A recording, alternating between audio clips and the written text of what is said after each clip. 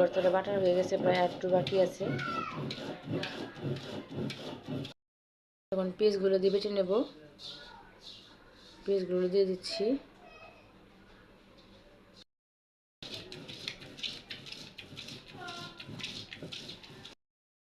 ভালো করে বেটে নেব ভর্তাটা।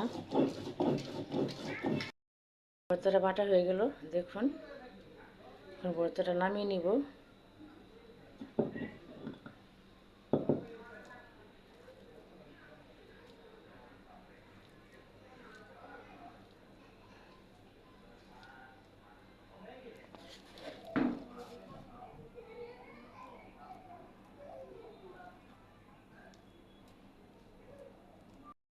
গাইস দেখুন ভর্তা বানানো হয়ে গেছে আমার।